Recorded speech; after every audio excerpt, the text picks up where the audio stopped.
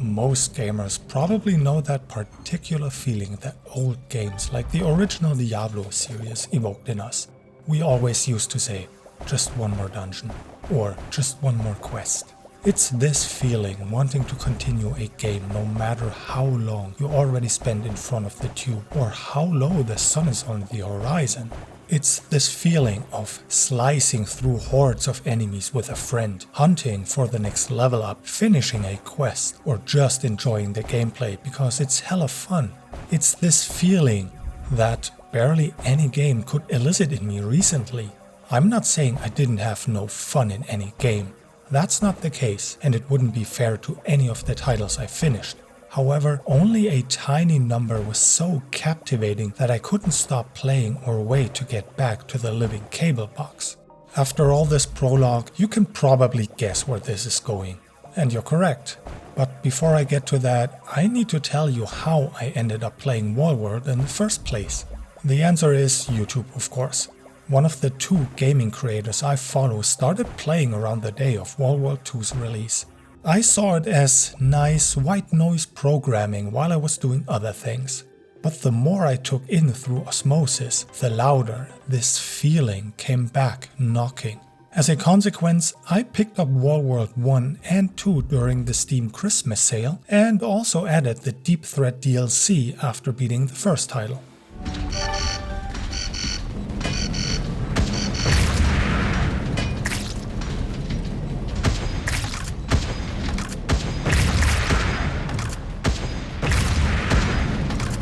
As a responsible gamer, I of course started with the first entry in the series, and it immediately clicked.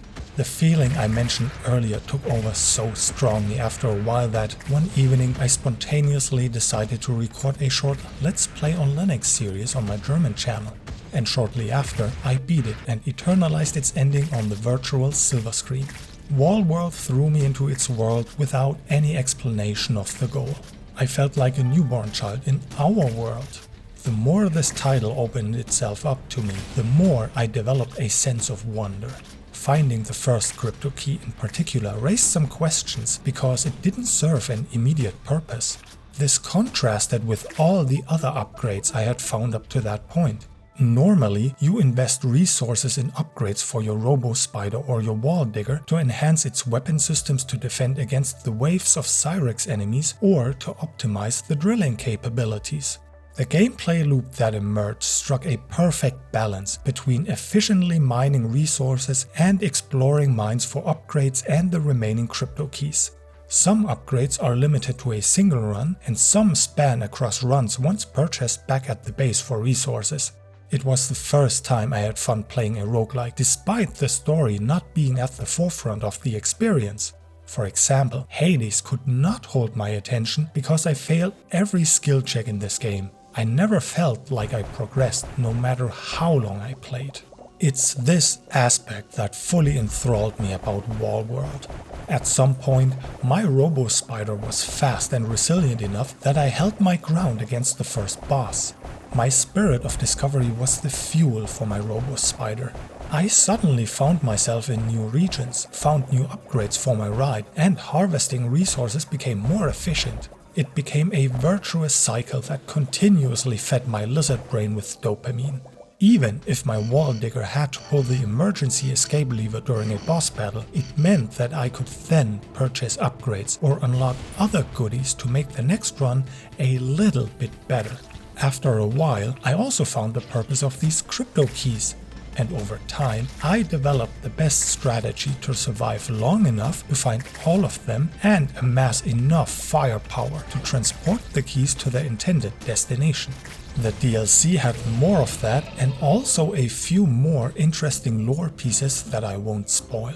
However, if you're curious and understand German, I have two short playlists on my German channel, one for the base game and one for its Deep Threat DLC, each with around 3 to 4 videos. And that's how I experienced the special feeling I mentioned at the beginning. Only one more dungeon turned into only one more run.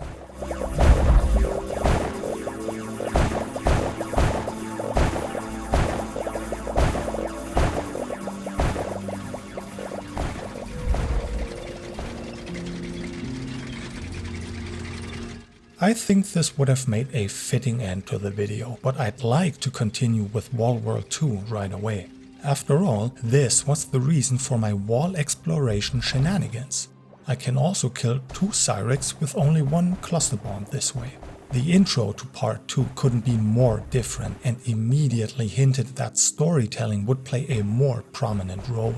Developer Alawar cannot and does not want to compete with superpowers like Naughty Dog, but it's a dramatic departure from the first game.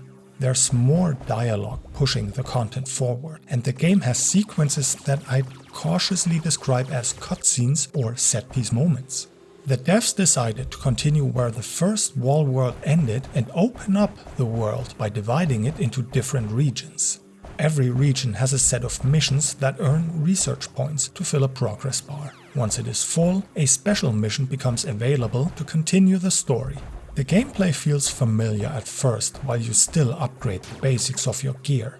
Eventually, this starts to feel like busy work because the whole concept has changed. Additional story moments and character interactions came at the expense of the original game flow. It hurts to say, but what once was a rogue-lite became a regular, mission-based game with a simplistic fetch quest design. Instead of being forced into a battle with the Leviathan, you can extract from the mission area after completing a quest objective, avoiding all remaining Cyrex waves and the boss. This design decision removes the original game's sense of threat. What was required in the first game is now optional, unless you want to, of course.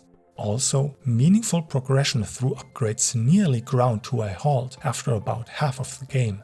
Since the missions required me to focus on the goal, the sense of exploration that led me to search the mines for weapons or blueprints was left behind. I can count the runs in which I used a weapon other than the default machine gun to fend off Cyrex waves on one hand.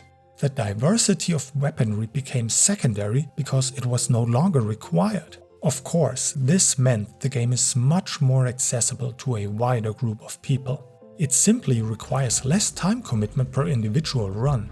The flip side of the coin is losing what made Wall World so charming in the first place. I found this especially noticeable since Wall World 2's runtime is over 20 hours. The gameplay simply lacks variety to fill those 20 hours and keep them engaging from start to finish. And it's a shame, really. I think part 2 is a welcome continuation with its stronger focus on story and lore to discover. The devs also included a combat system in the mines, which turns the game into a bullet hell shooter from time to time. When you're on a mission, this adds an extra layer of tension. So, on the one hand, Wall World 2 is an evolution of its predecessor, but on the other hand, it's a departure from what made it special. I only really noticed that the further I progressed and the game design pattern repeated itself for the third time.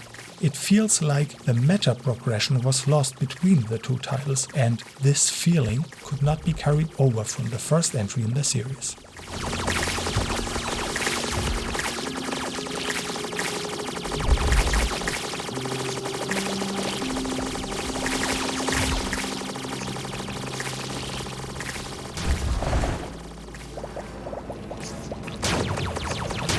I'd like to emphasize that I still enjoyed Wall World 2.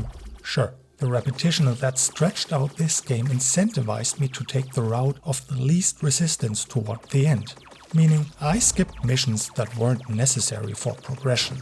I wanted to leave this game with a good feeling, which I did. You also have to consider pricing in this discussion. Both games are very affordable, and what you get in playtime is hard to beat. The music fits perfectly, the pixel art is charming, and the core gameplay has this rare combination of relaxation and thrill. On top of that, the game tries to depict the Wall and its history in mysterious ways, which it does a good job of in my opinion. This little experience certainly changed my perspective on games of this type. It broadened my horizon. I think it's also needless to say that this game runs perfectly on Linux. Although now I did in fact say it. Part 2 also runs on macOS, and my MacBook Pro had no issues running at high frame rates. As we're coming to an end, I spin up my drill one last time to destroy the blocks that separate us from the outro. If you enjoyed this review, please consider subscribing and leaving a like. Thanks for spending your time with me today. Have a good morning, afternoon or evening wherever you are on the globe.